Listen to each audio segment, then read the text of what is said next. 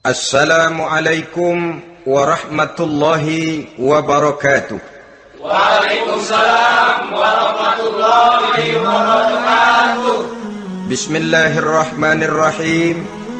Alhamdulillahi rabbil alamin. Wassalatu wassalamu ala ashrafil anbiya'i wal mursalin, Sayyidina wa maulana Muhammadin wa ala alihi wa ashabihi al-mujahidin at-tahirin, amma ba'du. Saudara-saudara kaum muslimin rahimakumullah. Taubat berasal dari kata-kata taba yatubu, yang isim masdarnya adalah taubatan. Artinya sama dengan roja'a yarji'u, ada ya'udu, pulang atau kembali. Bertobat maksudnya kembali dari yang dilarang oleh Allah. Kalau dalam perjalanan hidup ini kita suka menerjang larangan-larangan Allah, melaksanakan apa-apa yang dilarang olehnya, maka taubat artinya meninggalkan larangan-larangan itu dan kembali kepada apa yang diperintah oleh Allah Subhanahu wa ta'ala. Kenapa taubat ini harus disegerakan? Karena makhluk bernama manusia ini sulit melepaskan diri dari dosa dan salah. Nabi bersabda, kullu bani Adam khatta'un wa khairul khatta'ina tawwabun. Setiap anak Adam, yakni setiap manusia, pasti mempunyai dosa dan kesalahan. Dan sebaik-baik orang yang mempunyai dosa dan kesalahan ialah orang yang segera bertaubat. Dengan kata lain, orang yang baik sesungguhnya bukanlah orang yang tidak punya salah, karena tidak ada orangnya yang tidak punya salah.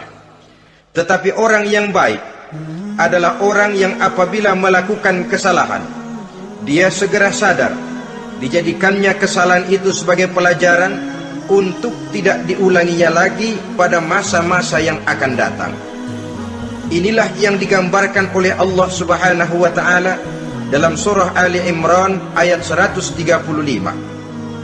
Walladzina iza fa'alu fahishatan, dan orang-orang yang apabila mereka terjatuh ke dalam perbuatan dosa, au zalamu anfusahum, atau berbuat zalim kepada diri mereka sendiri, dzakarullaha fastaghfaru lidzunubihim, mereka segera ingat kepada Allah dan memohon ampun terhadap dosa yang pernah mereka kerjakan.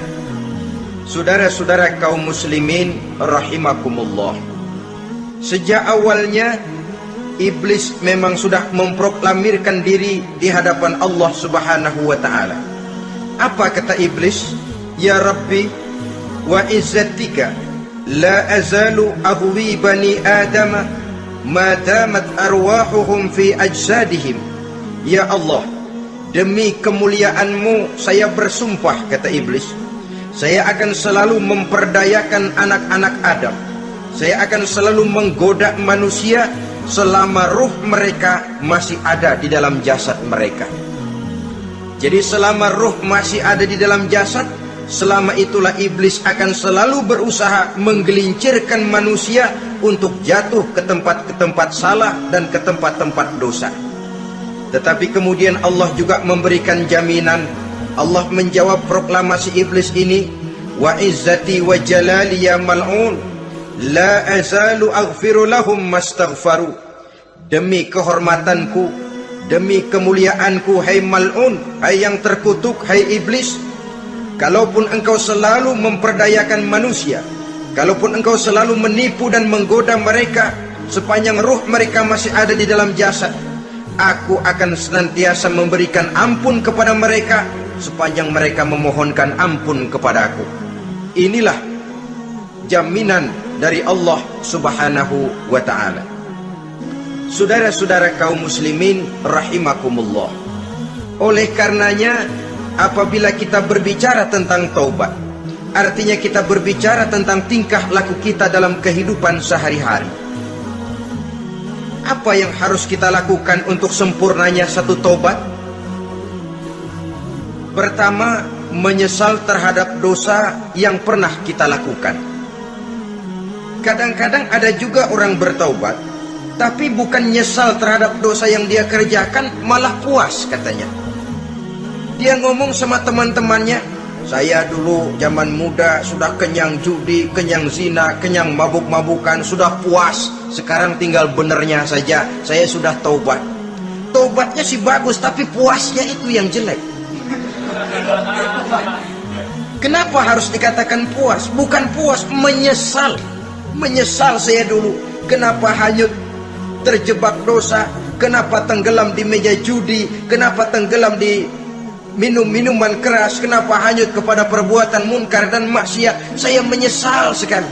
Menyesal diperintah dan bukan malah puas. Dari rasa menyesal ini nanti timbul hal yang kedua, yaitu berniat tidak akan mengulangi lagi perbuatan dosa. Kalau menyesal tapi masih diulangi lagi, itu belum taubat yang sebenarnya. Saya kapok, menyesal, tidak mau minum minuman keras lagi. Besok tidak ada minuman keras, malah pusing, nyari kesana kemari. Itu belum taubat yang sebenarnya. Jadi setelah menyesal, berniat tidak akan mengulangi lagi perbuatan dosa itu. Kalau menyesal tapi masih diulanginya lagi, itu sama saja dengan main-main. Saudara-saudara kaum muslimin rahimakumullah, barangkali itu yang orang namakan dengan taubat sambal namanya. Kita kalau makan nasi pakai sambal, pedesnya bukan main, repot, marah, ngomel. Gila, sambal pedes bukan main, taubat sama sambal. Taubat sama sambal katanya. Tapi 2-3 hari kemudian dia makan lagi, nggak ada sambal, nyari. Kemarin sudah taubat, 2 hari kemudian malah nyari. Ini bukan taubat yang sebenarnya. Penyesalannya tidak diiringi dengan berniat untuk tidak mengulangi perbuatan dosa itu selama-lamanya. Saudara hadirin, kita sudah taubat, tidak mau lagi minum minuman keras. Datang teman, minum ya. Gak mau. Kenapa? Saya sudah taubat. Yang benar. Benar. Kalau dibayarin? Tahu dah. Jadi rupanya taubatnya itu cuma karena gak ada yang bayarin. Begitu datang yang bayarin, berangkat lagi. Itu belum lagi merupakan taubat yang sebenarnya. Begitu juga kita taubat dari meja judi. Pada waktu sudah bures, bangkrut, habis-habisan, mungkin menyesal, mungkin bertaubat. Inilah akibatnya judi, rumah tangga berantakan, harta bures, anak terlantar, uang tidak ada. Taubat saya tidak mau lagi-lagi tenggelam di meja judi. Pada saat kondisinya bangkrut, itu yang diucapkan. Tapi 2-3 hari, 4-3 minggu, 1 bulan kemudian rezekinya banyak, makmur lagi, usahanya maju lagi, lupa lagi dia kepada ucapan sebelumnya. Akhirnya sedikit demi sedikit tenggelam kembali di meja judi. Ini pun belum merupakan taubat yang sebenarnya. Jadi untuk sempurnanya taubat, yang pertama menyesal terhadap dosa yang telah dilakukan, yang kedua berjanji tidak akan mengulangi lagi, kemudian yang ketiga meninggalkan perbuatan jahat itu untuk selama-lamanya. Dengan kata lain, kalau memang taubat tidak mau minum lagi, talak 3 itu minuman keras. Kalau memang niat tidak akan berjudi lagi, talak 3 itu segala macam bentuk perjudian, meninggalkan perbuatan jahat. Yang keempat, menunaikan semua fardu dan kewajiban. Sebab barangkali pada saat kita tenggelam dalam dosa, perintah-perintah Allah, jangankan yang sunnah, yang wajib saja sering kita lalaikan. Maka apabila diri telah berniat melaksanakan taubat, maka tunaikan semua kewajiban yang disyariatkan oleh agama kepada kita. Yang kelima, meminta halal kepada para lawannya dengan termasuk mengembalikan hak milik orang lain. Ini kalau menyangkut hukukul adamiyin atau hak-hak manusia. Jadi kalau kita berdosa kepada sesama manusia, Allah belum akan menerima taubat kita kalau kita belum minta maaf kepada yang bersangkutan. Adapun kalau kita sudah minta maaf tapi yang bersangkutan tidak mau memberikan maaf, itu urusan dia kepada Allah. Urusan kita adalah meminta maaf kepada yang bersangkutan. Hal yang keenam, mendidik atau melatih diri untuk bertaat kepada Allah. Sebagaimana kita dulunya telah melatih diri, memperturutkan diri untuk berbuat durhaka. Lalu memperbaiki yang dimakan dan yang diminum. Itu juga merupakan ciri dari orang-orang yang melaksanakan taubat kepada Allah Subhanahu wa ta'ala. Kemudian apalagi? Memperbanyak istighfar di dalam kehidupan. Disabdakan oleh Nabi, inna likulli da'in dawa'un wa dawa'u zunubi al-istighfar. Sesungguhnya segala macam penyakit tentu ada obatnya, dan obat dari segala macam dosa adalah istighfar. Saudara-saudara kaum muslimin rahimakumullah. Jadi kalau yang terdahulu merupakan perbuatan-perbuatan konkret, maka yang terakhir ini taubat dalam bentuk ucapan berupa memperbanyak istighfar, memohonkan ampun kepada Allah Subhanahu wa ta'ala. Mari kita lihat dalam teladan hidup kita, manusia yang hatinya paling bersih tidak lain adalah Rasulullah sallallahu alaihi wasallam. Beliau sudah mendapat jaminan ampun dari seluruh dosa. Liyaghfir lakallahu ma taqaddama min zambika wa ma ta'akhkhar, kata Allah. Muhammad, dosamu yang dahulu, dosamu yang sekarang, dosamu yang akan datang jikalau memang ada, seluruhnya sudah mendapat jaminan ampun dari Allah. Tetapi coba lihat dari sejarah perjalanan hidup yang mulia ini. Sungguh pun beliau sudah nyata-nyata mendapat jaminan ampun dari Allah. Beliau mengatakan, ayyuhan nas, tubu ilallah fa inni atubu fil yaumi mi'ata marrah. Wahai manusia, bertaubatlah kepada Allah, maka sesungguhnya saya, kata beliau, dalam satu hari bertaubat 100 kali kepada Allah. Dalam riwayat yang lain, sab'ina marrah, 70 kali beliau mengucapkan istighfar minimalnya dalam sehari semalam. Orang yang sudah nyata-nyata mendapat jaminan ampun dari Allah ini, satu hari satu malam istighfarnya minimal 70 kali. Apatah lagi kita yang nyata-nyata belum mendapat jaminan ampun dari Allah.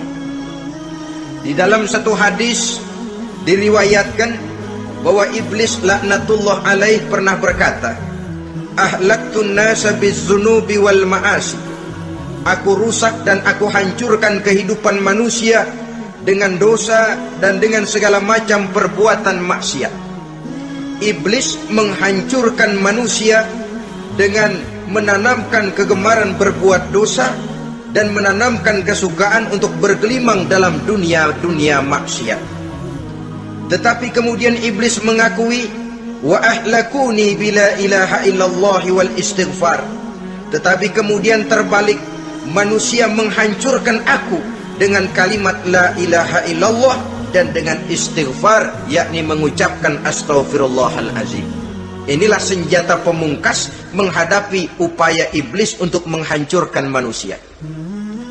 Kalau iblis menghancurkan manusia dengan perbuatan dosa, dengan menenggelamkan manusia ke dalam perbuatan-perbuatan maksiat, hendaknya kita sadar, pada saat kita terdorong untuk melakukan perbuatan dosa, kita lalu sadar inilah perangkap iblis untuk membinasakan saya.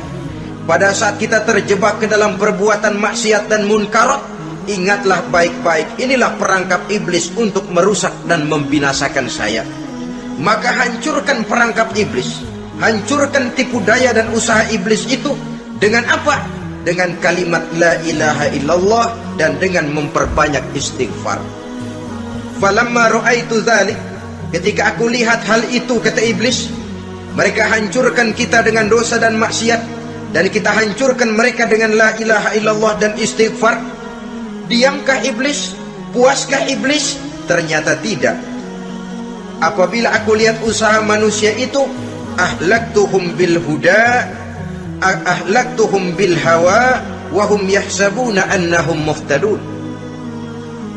Apabila mereka hancurkan aku dengan la ilaha illallah dan istighfar, maka aku kembali menghancurkan mereka dengan mempergunakan hawa nafsu, sehingga mereka menyangka bahwa mereka adalah orang-orang yang mendapat petunjuk. Ditanamkan dalam diri kita perasaan bahwa kitalah orang yang paling benar. Itu pun tipu daya iblis. Maka orang pintar itu baik, tapi merasa pintar itu jelek. Orang benar itu bagus, tapi merasa benar itu tidak baik. Karena biasanya orang kalau sudah merasa benar, lalu cenderung untuk menganggap orang lain tidak benar. Kalau sudah begitu, dia akan mengklaim diri, sayalah orang yang paling benar, yang lain tidak benar semuanya. Itu termasuk perangkap iblis juga setelah kita gempur mereka dengan kalimat tahlil dan dengan kalimat istighfar. Saudara-saudara kaum muslimin rahimakumullah, Allah Maha Pengasih dan Maha Penyayang. Ia akan mengampunkan perbuatan yang bersifat salah dari manusia. Hanya manusia saja yang kadang-kadang bodoh, tidak mau mengampuni dan memaafkan dirinya sendiri, dengan membiarkan dirinya terseret berlarut-larut dalam dosa tanpa keinginan untuk bertaubat. Sepanjang nafas belum sampai di tenggorokan, sepanjang matahari masih terbit di sebelah timur dan terbenam di sebelah barat, sepanjang itu Allah masih akan menerima taubat seorang hamba. Innallaha yaqbalu taubatal abdi ma lam yugharghir. Allah akan senantiasa menerima taubat seorang hamba sebelum nafasnya sampai di tenggorokan. Apabila nafas sudah sampai di tenggorokan, maka taubat sudah terlambat adanya. Lalu yang konkret di dalam kehidupan ini, apa ciri-ciri dari orang yang melaksanakan taubat itu? Seorang ahli hikmah berkata, pertama, orang yang taubat itu kelihatan bahwa dalam kehidupan ini dia mampu menjaga lidahnya dari ucapan yang berlebih-lebihan, dari ucapan yang tidak ada manfaatnya, dari ucapan yang mengandung dosa, namimah, mengadu domba, dan ucapan-ucapan yang merugikan orang lain. Orang yang taubat kelihatan dari lidahnya. Ini yang konkret. Yang kedua, orang yang taubat itu cirinya tidak ada lagi rasa dengki di hatinya. Tidak ada keinginan untuk membenci dan memusuhi orang lain. Kenapa? Dia sudah sibuk memikirkan kekurangan dirinya sendiri, sehingga tidak ada waktu lagi untuk mengorek-ngorek, mencari-cari aib dan kekurangan pada diri orang lain. Ini makna ucapan Nabi, tuba liman syaghalahu aibuhu an uyubin nas. Beruntunglah orang yang kekurangan pada dirinya menyebabkan dia cukup sibuk sehingga tidak sempat mencari-cari dan mengorek-ngorek aib dan kekurangan orang lain. Berbeda dengan orang yang masih jauh dari sikap taubat, selalu berusaha mencari dan mengorek-ngorek kekurangan orang lain, sementara aib dan kekurangan dirinya diumpetin. Ini namanya ilmu kancil. Orang lain disorotin, dia ngaling, ngumpet. Kerjaannya apa? Monten orang lain saja. Dia sendiri tidak mau diponten dan tidak mau memonten dirinya. Akibatnya apa? Sikap introspeksi tidak ada. Sikap mawas diri hilang. Sikap melihat, bercermin terhadap pribadinya sendiri hilang. Yang ada cuma menilai orang lain saja. Jadi adapun orang yang sudah bertaubat ini, di hatinya tidak ada dengki. Melihat orang lain mendapat nikmat, alhamdulillah, dia ikut bersyukur. Lain dengan orang yang jauh dari taubat. Tetangganya dapat nikmat, dia meriang. Tidak senang hatinya melihat orang lain senang. Orang melarat malah tepuk tangan. Saudara hadirin yang saya muliakan, orang yang semacam ini pada hakikatnya selalu disiksa oleh perasaannya sendiri. Kalau tetangganya yang kaya, ditanya kemana dukunnya. Tapi kalau tetangganya jatuh melarat, dia tepuk tangan, gembira bukan main. Lain dengan orang yang sudah bertobat, hasud itu hilang dari dirinya. So hasud inilah yang akan memakan kebaikan yang kita kerjakan. Kata Nabi, hasud itu bisa memakan kebajikan seperti api memakan kayu bakar. Allahu Akbar. Puasa kita, zakat kita, sholat kita, habis keropos dimakan oleh sifat hasud. Tidak terasa, tapi begitu kita punya sifat dengki kepada orang lain, maka solat kita dimakan oleh dengki tadi, puasa kita dimakan oleh dengki tadi, segala macam kebaikan yang kita kerjakan dihabis dimakan oleh si dengki tadi, seperti api memakan kayu bakar, cepat sekali. Itulah sebabnya bagaimanapun banyak kebaikan yang sudah kita kerjakan, jangan bangga dan jangan lalai. Sebaliknya, bagaimanapun besar dosa dan kesalahan yang pernah kita lakukan, jangan putus asa dari rahmatnya Allah Subhanahu wa ta'ala. Jadi yang kedua, ciri orang yang bertobat, di hatinya tidak ada dengki dan tidak ada rasa ingin memusuhi orang lain. Dia berhadapan dengan setiap orang dengan modal husnuzon, baik sangka kepada Allah, tidak a priori. Kadang-kadang ada orang ketemu saja baru tapi sudah punya rasa jelek, diperturutkannya suuzonnya. Yang ketiga, ciri orang bertaubat itu menjauhkan diri dari pergaul dengan orang-orang jahat. Sebab kita tahu bahwa pergaulan sangat besar pengaruhnya dalam ikut membentuk kepribadian manusia. Asyariku wa fi syarri syarrun. Bersekutu dengan kejahatan biasanya ikut jadi jahat. Walaupun secara langsung tidak melakukan kejahatan, tapi sudah termasuk dalam jamaah yang jahat juga namanya. Saudara-saudara kaum muslimin, bukan berarti orang yang taubat lalu tidak mau bergaul itu juga mencerminkan keangkuhan diri. Bergaul dia bergaul, tetapi kepada orang-orang yang jahat ia sekedar menghindarkan diri pergaulannya itu dari kejahatan yang bisa ditimbulkan oleh orang-orang jahat tadi. Ciri yang keempat dari orang yang bertaubat, dia mempersiapkan diri untuk menghadapi mati. Mempersiapkan diri. Sebagaimana kita tahu, kalau kita akan pergi ke luar kota, tentu kita membawa bekal. Makin jauh perjalanan, makin banyak bekal yang harus kita bawa. Hidup ini adalah perjalanan panjang yang kita juga memerlukan bekal dalam kehidupan. Orang yang bertaubat, orang yang mempersiapkan diri untuk menghadapi maut dan menghadapi hari-hari sesudah maut itu datang.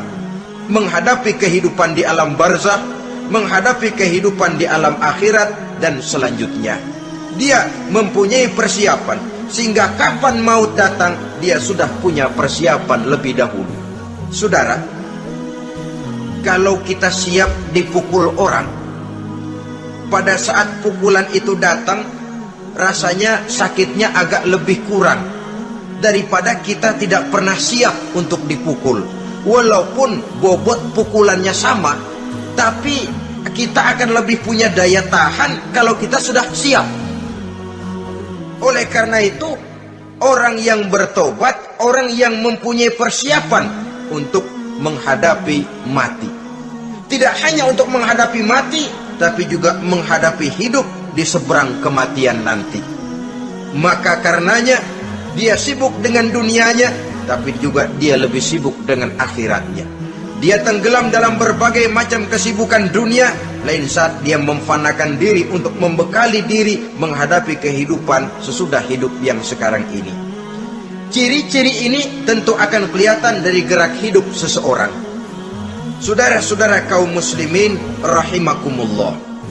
Jadi dengan kata lain, kalau kita kembali kepada surah Ali Imran ayat 135 tadi, apabila dalam kehidupan terjebak kita kepada perbuatan dosa atau zalim kepada diri sendiri, zakarullah, segeralah mengingat Allah, fastaghfaru li dzunubihim, dan segera memperbanyak istighfar, memohon ampun kepada Allah Subhanahu wa taala, sebab dosa dalam Islam hanya bisa ditebus dengan taubat.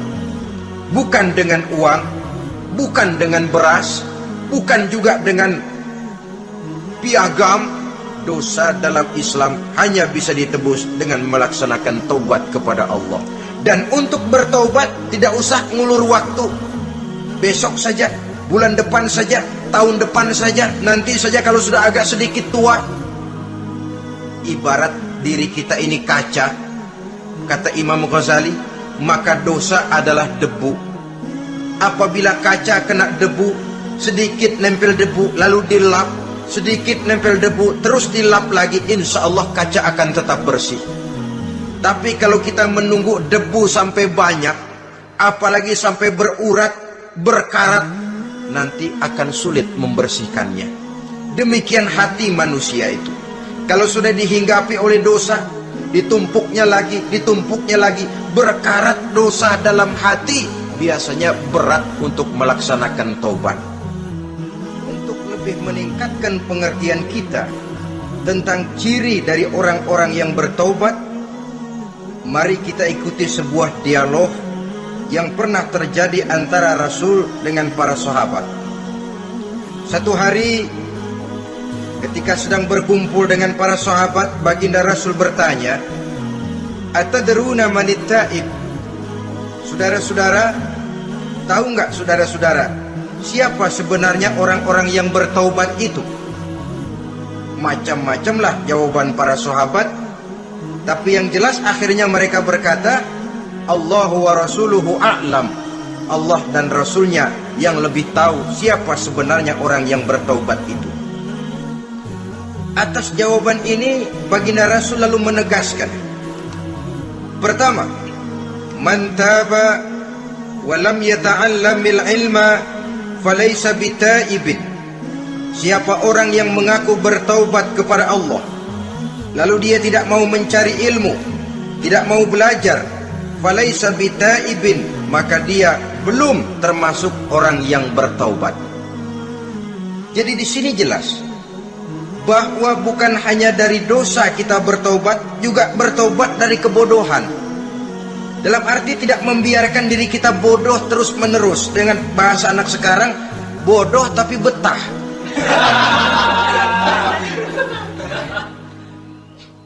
Orang yang mengaku bertaubat tapi tidak menggali ilmu, tidak mau belajar, tidak mau mencari ilmu, tidak hadir di mana majelis taklim, belum dianggap taubat yang sebenarnya. Jadi grafik orang yang taubat itu kelihatan dari kesungguhannya mencari ilmu, menghadiri majelis taklim, menghadiri kuliah-kuliah, ceramah-ceramah dan diskusi-diskusi keagamaan. Rakus dia dengan ilmu pengetahuan agama, sehingga dengan ilmunya taubatnya semakin mantap. Ini ciri yang pertama. Lalu beliau bersabda lagi, wa man taba wa lam yazdad fil ibadati falaysa bitaibin. Barang siapa yang mengaku bertaubat tapi ibadahnya tidak tambah-tambah, maka dia belum termasuk orang yang taubat. Orang yang bertaubat ada grafik peningkatan ibadahnya. Jadi kalau mulutnya taubat, minta ampun, tapi ibadahnya gitu-gitu aja, belum merupakan taubat yang sebenarnya. Jadi pada saat dia melaksanakan taubat, memproklamirkan diri untuk kembali ke jalan Allah, nilai ibadahnya meningkat. Kalau sholatnya tadinya cuma sekedar yang wajib-wajib saja, setelah dia taubat bertambah melaksanakan yang sunnah, rawatibnya, qobliyah, ba'diyahnya, atau kemudian nawafilnya berupa tahajud, hajat, duha, istikharah, dan sholat-sholat sunnah lainnya. Jadi kelihatan dari peningkatan ibadahnya. Ini ciri yang kedua. Yang ketiga kata Nabi lagi, wa man taba wa lam yardal khusama falaysa bitaibin. Barang siapa yang mengaku bertaubat kepada Allah tapi dia tidak bisa meridhoi musuh-musuhnya, maka belum lagi dia dianggap orang yang bertaubat. Meridhoi, memaafkan musuh.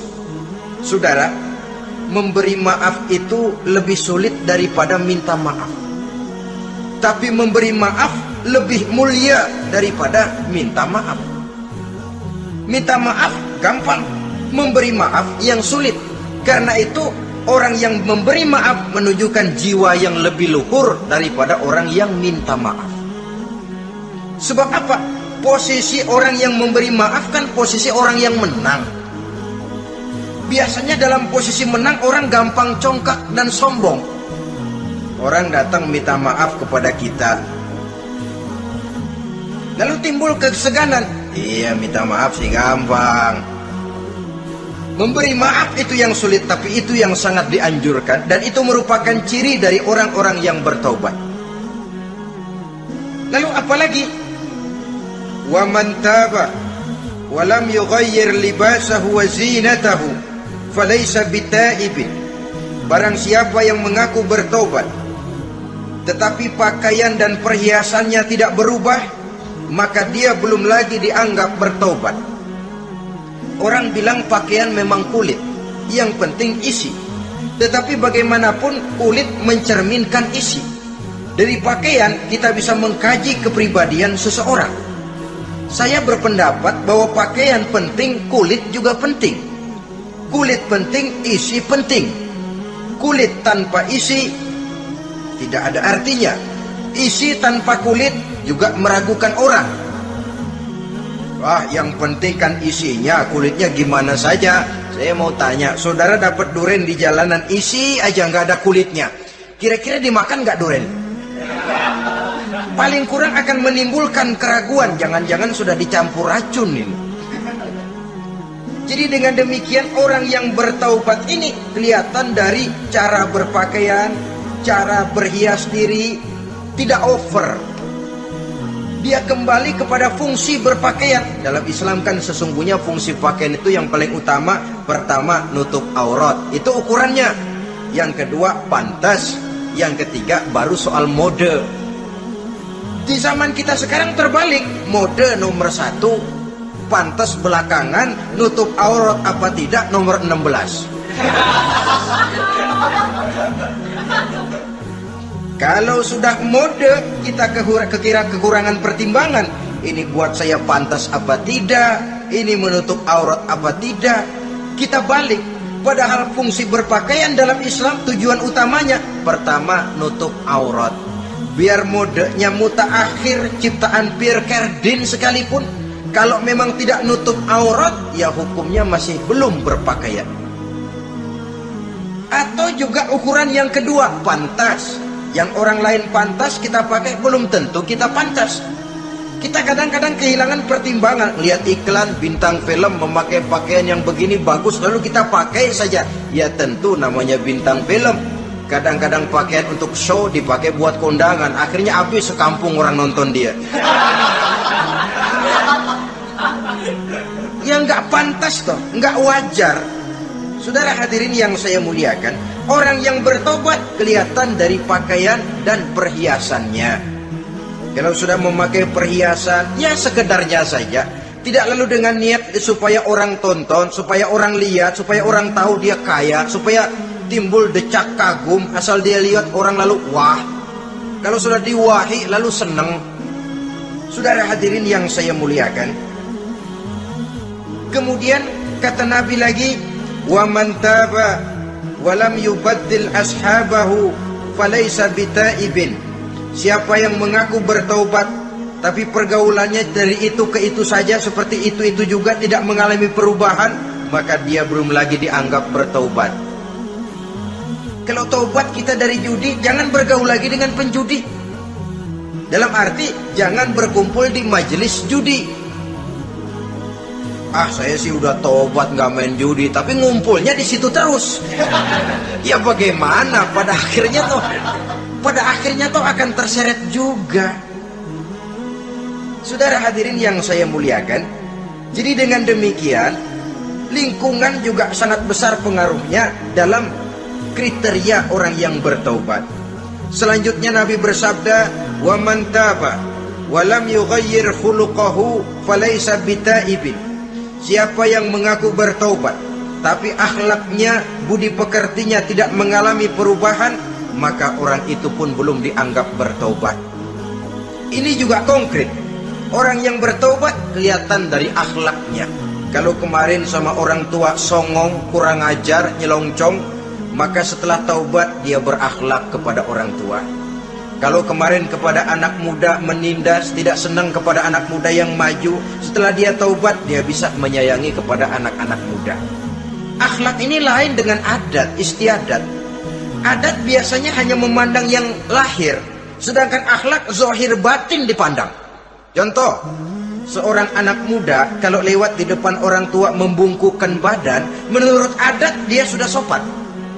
Tapi menurut akhlak belum tentu berakhlak, tergantung kepada niatnya apa membungkukin badan, permisi apa ngina. Kan mungkin saja orang membukukan badan lewat di depan aki-aki karena menghina, sebab aki-aki itu badannya udah bungkuk. Jadi gerakan zahir yang baik yang diiringi dengan niat yang baik, itulah cerminan daripada akhlak. Kalau adat terlepas dari soal niat, asal zahirnya sudah oke, menurut adat, oke, dia beradat.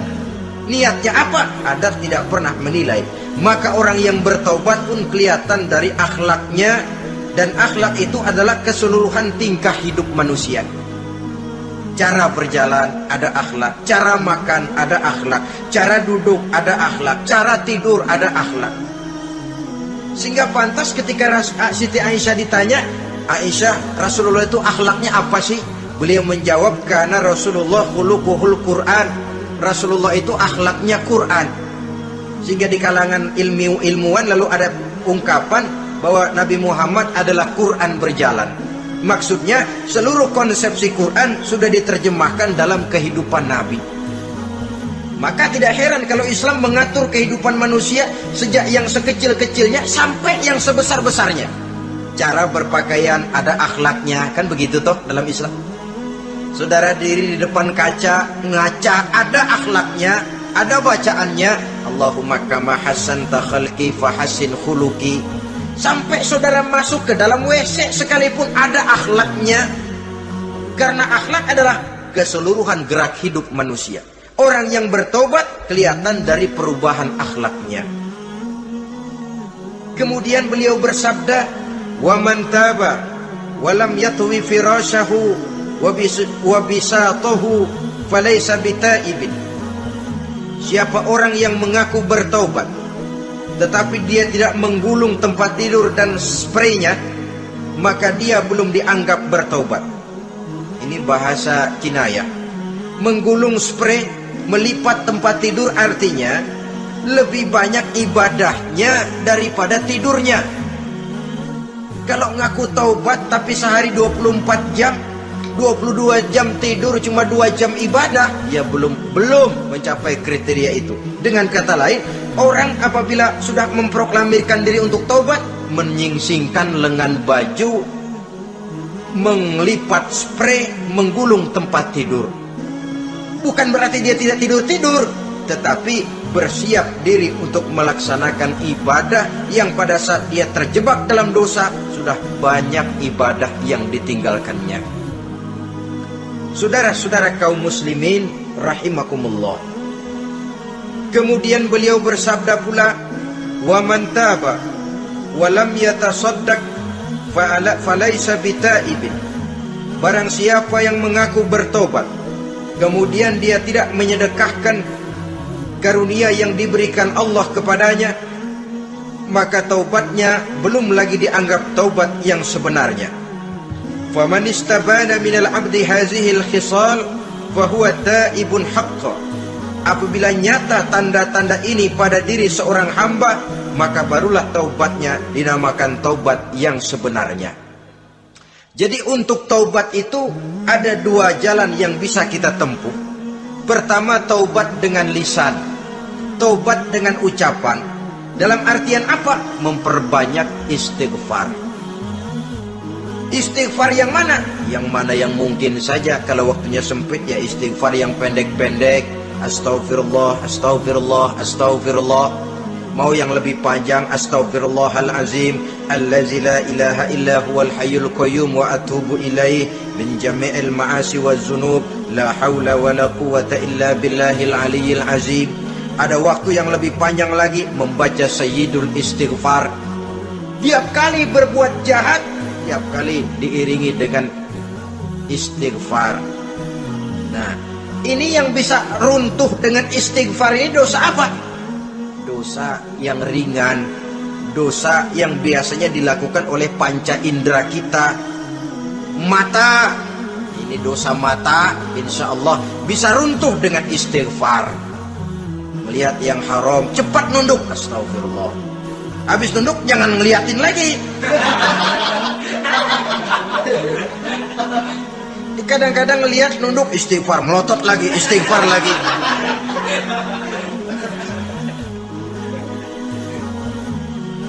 Saudara hadirin yang saya muliakan, Kata Imam Ali, nazratul ula laka wasaniyatu alaika. Ini dalam menjaga mata. Pandangan pertama rezekimu, kelihatan, namanya kelihatan kan rezeki. Pandangan pertama rezekimu, ulangannya dosamu. Ulangannya ini yang bisa membawa dosa.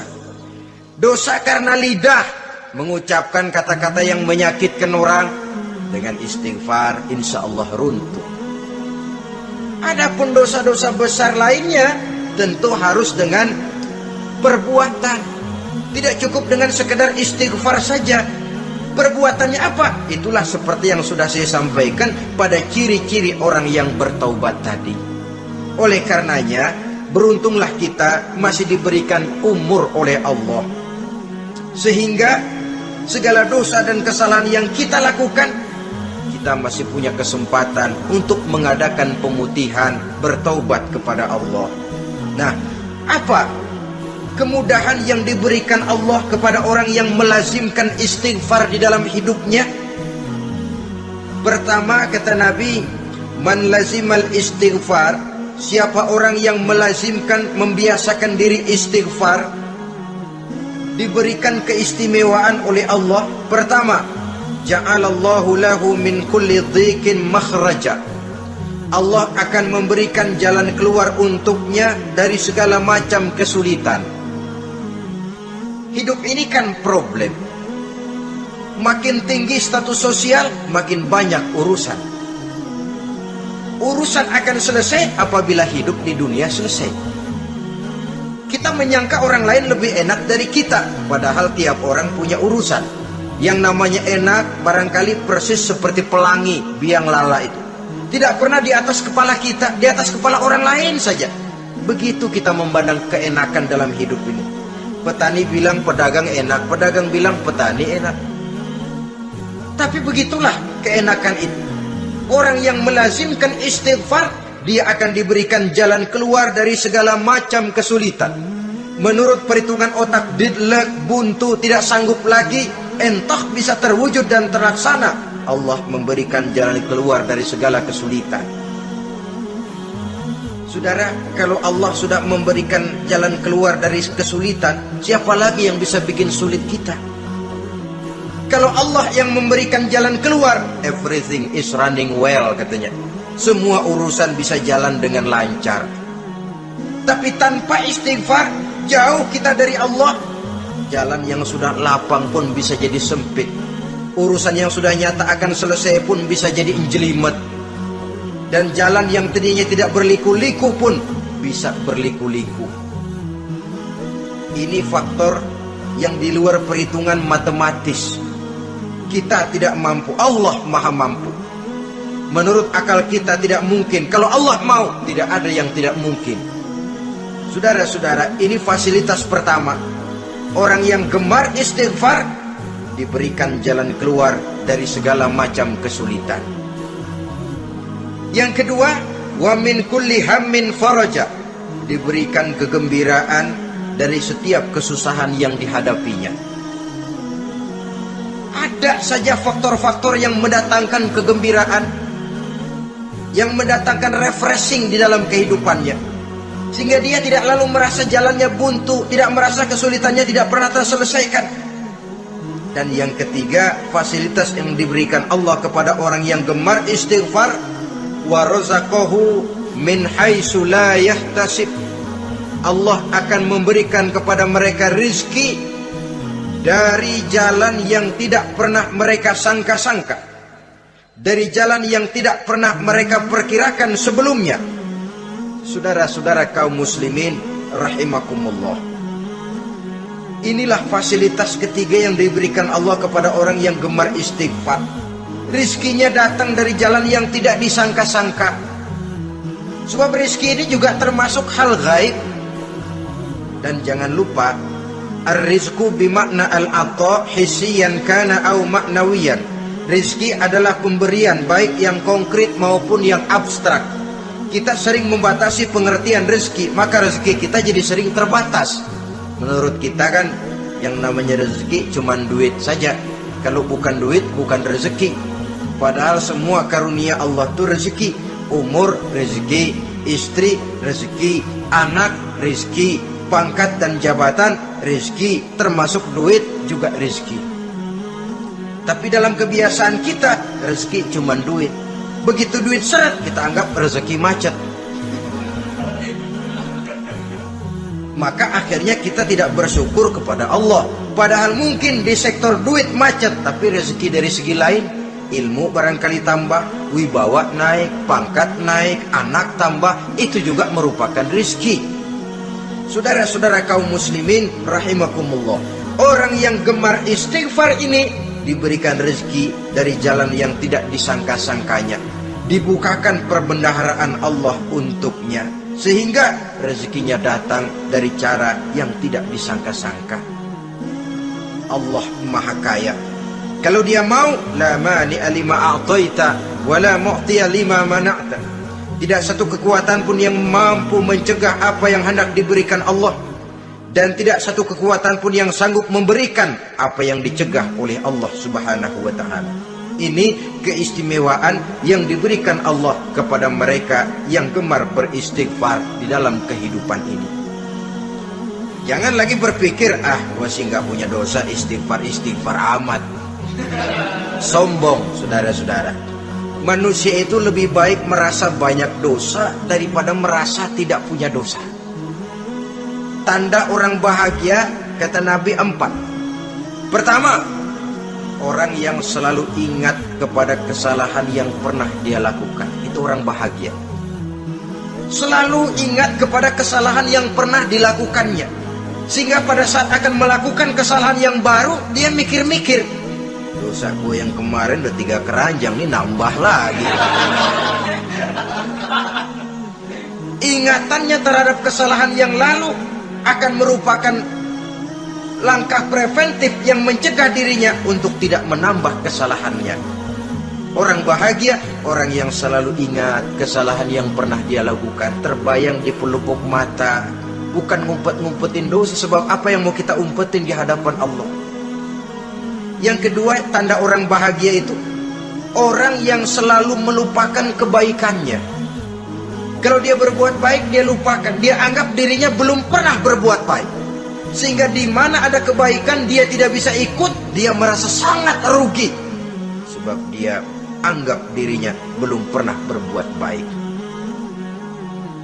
Yang ketiga, tanda orang bahagia, dalam urusan dunia dia lihat ke bawah, sehingga timbul rasa syukurnya, bahwa kalau dia sengsara masih banyak yang lebih sengsara dari dia, bahwa kalau dia miskin masih jauh lebih banyak yang miskin dari dia, bahwa kalau dia menemui kesulitan masih banyak yang jauh lebih sulit dari dia.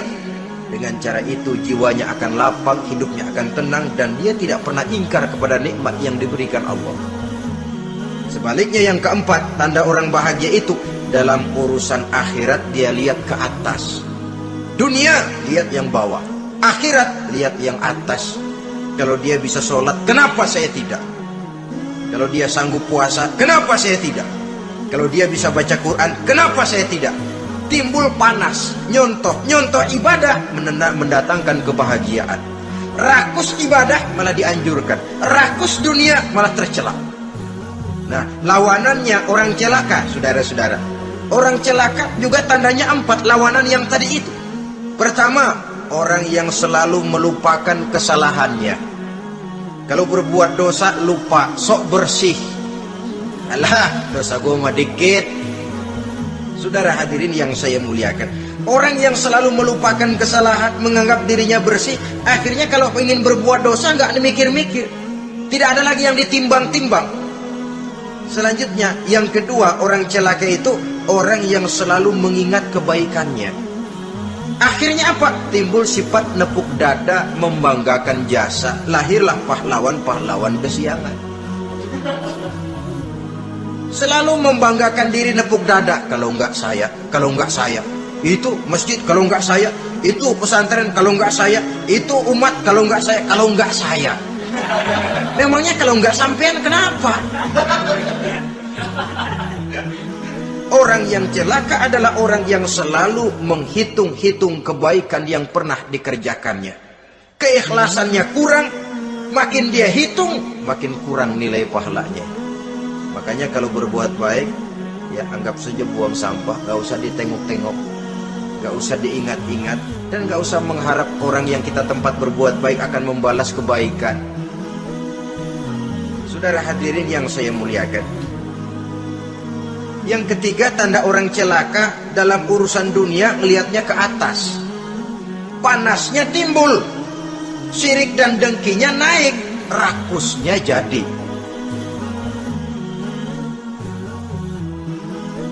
Timbul sifat panasnya itu, tidak mau ngerti. Kalau tetangga saya bisa beli kulkas, kenapa saya tidak? Kalau tetangga saya bisa beli motor, kenapa saya tidak? Kalau tetangga saya bisa beli mobil, kenapa saya tidak? Gaji nggak cukup, tuyul piara.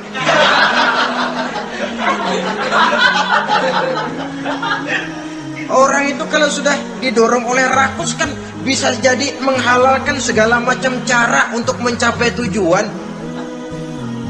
Dibakar oleh sifat tamak dan rakus bin serakah.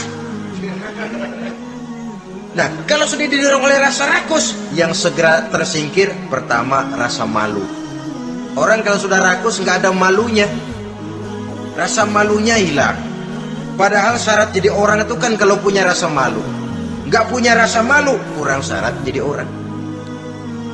Akan bagaimana jadinya masyarakat, bahkan bangsa dan negara, kalau rakyatnya sudah tidak punya rasa malu. Yang kedua, rasa takut hilang, terutama takut kepada Allah. Sirna sama sekali, sudah tujuan menghalalkan cara. Yang keempat, tanda orang celaka dalam urusan akhirat, lihatnya malah ke bawah.